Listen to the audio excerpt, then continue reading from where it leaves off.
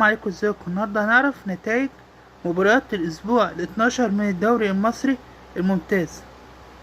الجونة والمصري 2-2، سموحة والبنك الاهلي 1-1، المقاولين وانبي 0-1، اتحاد السكندري طلائع الجيش 2-2، زد والاهرام 0-0، بلدية المحلة وفيوتشر 1-0، اسماعيلي وسيراميكا كليوباترا 2-1، الزمالك وفاركو مؤجلة لوقت لاحق.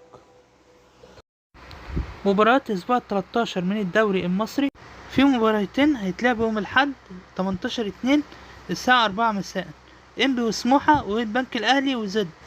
وهتختتم مباريات هذا اليوم بمباراة بيراميدز والاتحاد السكندري تتلعب الساعة 7 مساء.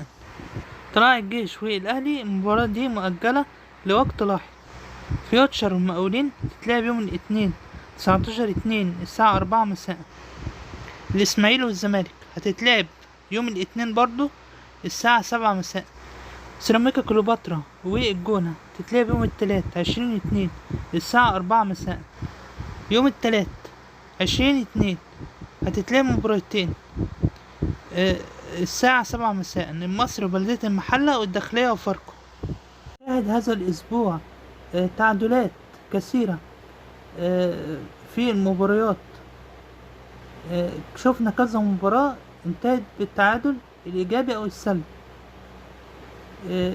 فده يعني عادي بتحصل، يعني ممكن يكون بسبب ان كان في توقف لمباراة الدوري لمدة شهر، وهو ده اللي أثر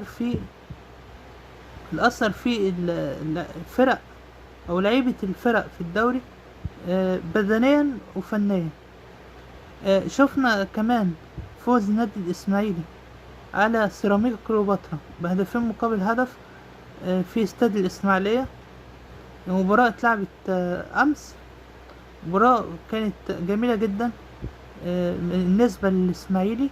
اللعيبة عملوا اللي عليهم صراحة يعني، ويعني كانت مفاجأة كويسة قوي لجمهور الإسماعيلي إن يشوف فريقهم رجعت له الروح تاني.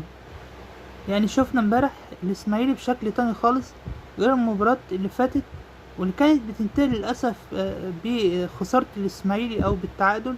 يعني الإسماعيلي قبل المباراة دي ما كانش كسب إلا ماتشين بس، وبقية المباراة تعادل أو خسارة. فامبارح كذا لعيب الصراحة يعني تألقوا امبارح في المباراة، عملوا اللي عليهم وأدوا بشكل كويس جدا، وعرفوا يجيبوا الجون ويجيبوا التاني، ودي حاجة جديدة مشوفناهاش قبل كده او في الفترة الأخيرة من لعيبة الإسماعيلي. دلوقتي هنعرف جدول ترتيب الدوري المصري بعد انتهاء الأسبوع ال12.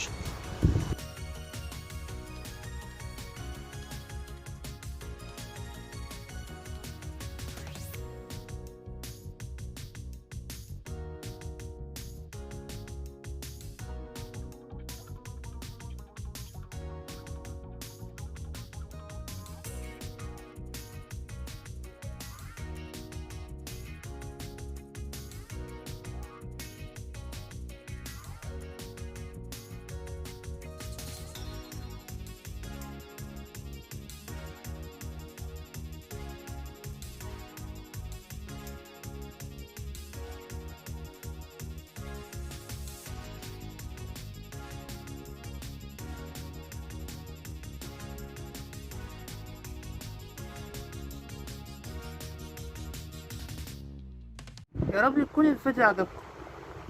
يعني انا والله العظيم انا الفترة اللي فاتت دي كنت يعني زعلان ان مفيش اي